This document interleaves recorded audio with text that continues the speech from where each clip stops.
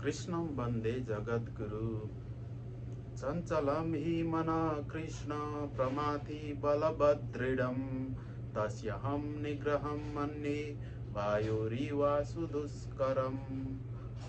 महात्मा अर्जुन भन्नुहुन्छ, हे कृष्ण, यो मन चञ्चल छ, उश्रृङ्खल छ, हठी छ तथा अत्यन्तै बलवान छ। यसलाई बसमा राख्नु हावालाई नियन्त्रणमा राख्नु जस्तै कठिन छ भन्ने मैले ठानेको छु। O Krishna, and to subdue, to control, it is, I think, it's more difficult than controlling the wind. The mind is restless, turbulent, obstinate, and very strong. Sri Bhagavan Uvacha असंशयं महाबाहो मनोदुर्निग्रह चलम् अभ्यासेन तु कौन्तेय वैराग्येन च गृह्यते। भगवान भन्नुहुन्छ, हे महाबाहु अर्जुन, कुन्ती पुत्र, चञ्चल मनलाई बसमा ल्याउन कठिन छ भन्ने कुरामा कुनै शङ्का छैन, तर अभ्यास र वैराग्यद्वारा यसलाई बसमा ल्याउन सकिन्छ भनेर भन्नुभएको छ। यहाँनेरि महात्मा अर्जुनले भन्नुभए जस्तै मन चञ्चल छ भनेर कस्तो खालको छ त भनेर बुझ्नको लागि एउटा कथाबाट म बुझाउन गइरहेको छु। हाम्रो यो चाहिँ कुनै यो शास्त्रको ज्ञान होइन, यो साहित्य हो। यो कथा चाहिँ एउटा साहित्य मात्र हो र कथा यस प्रकार छ।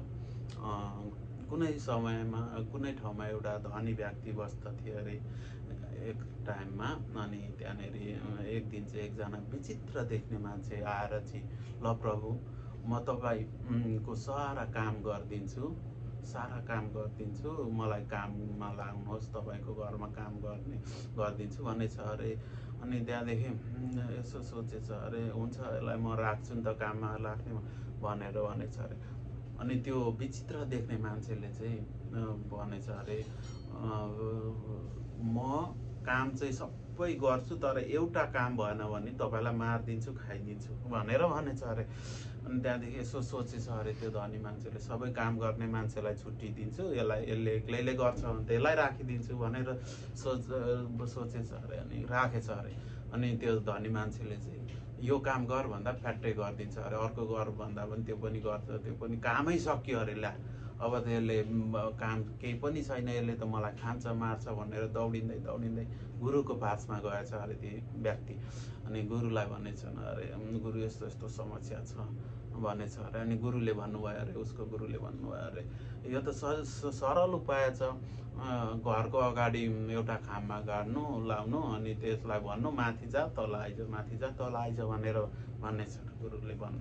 अनि त्यो मान्छेले सोचेछ, ओहो गुरु, मेरो त सारा समस्याको समाधान भयो, अब सारा समस्याको समाधान भयो भन्दै घर गएछ अरे। त्यसै गरेर त्यो विचित्र देख्ने मान्छेलाई खाम्बा गाड्न लागेछ अरे र भनेछ अरे, माथि जा तल आइज माथि। अनि त्यसो गर्दा गर्दा त्यो विचित्र देख्ने मान्छे पनि हैरान भएछ अरे। अनि हैरान भएर चाहिँ भनेछ अरे, लु प्रभु, मलाई जान दिनुहोस्, म यहाँ बस्दिनँ तपाईँको छेउमा भनेर भनेछ अरे। अनि यो कथाको अनि त्यसै गरेर ती धनी व्यक्तिले पनि त्यो विचित्र देख्ने मान्छेलाई छोडिदिएछ अरे। अनि यो कथाको तात्पर्य के हो त भन्दाखेरि, मन एकदमै चञ्चल छ, यसलाई निरन्तर एउटा काम दिनुपर्ने हुन्छ, सकारात्मक काम दिनुपर्ने हुन्छ। जस्तै श्रीमद् भागवतको अध्ययन, श्री रामचरित्र मानसको अध्ययन, वाल्मीकि रामायणको अध्ययन, राम गीता पनि छ हाम्रो शास्त्रमा, एकदमै छोटो ग्रन्थ छ, सरल छ, त्यसको पनि अध्ययन गर्न सकिन्छ। श्रीमद् भागवत गीता अध्ययन गर्न सकिन्छ।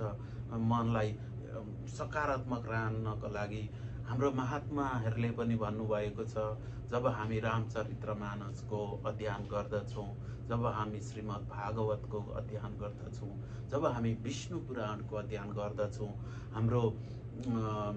हामीमा सद्गुणको वृद्धि बढ्छ र तमगुण र रजगुण स्वतः हटेर जान्छ भनेर महात्माहरूले भन्नुभएको छ। साधु सन्तहरूले भन्ने कुरा पनि यही हो। र भगवानले यहाँनिर भन्नुभएको छ कि अभ्यासेन तु कौन्तेय वैराग्येन च गृह्यते। हामी यो चञ्चल मनलाई चाहिँ अभ्यास भनेको जस्तै माला जप हुन सक्छ, शास्त्रको अध्ययन हुन सक्छ, र यहाँनिर वैराग्यले पनि हामीलाई चञ्चल मनबाट मुक्त बनाउन सक्छ भनिएको छ। वैराग्य भन्नाले यहाँनिर कुनै साधु भएर घर छोडेर हिँड्न मात्रै होइन, साधुको भेषमा मात्रै। वैराग्य भनेको के त अर्थ हुन्छ भन्ने, रागबाट मुक्ति नै वैराग्य हो।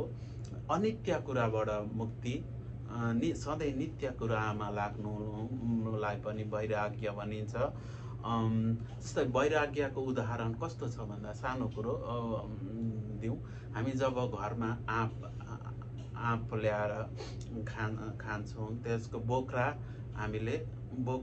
र त्यसको त्यो गुदी भनौँ न, अब त्यसलाई हामी फ्याल्छौँ, त्यो हामीलाई चाहिँदैन, डस्टबिनमा हालेर फ्याल्छौँ। वस्तै हो, नचाहिने कुराबाट मुक्ति हुन नै वैराग्य हो। जस्तै धुम्रपान, मदिरापान पनि यसमा आउँछ। यसले हामीलाई कुनै गन्तव्यमा पुर्याउँदैन। यो अनित्य कुरा हो, यसरी बुझ्न सकिन्छ। र यति भन्दै म आज यही बिदा चाहन्छु। धन्यवाद।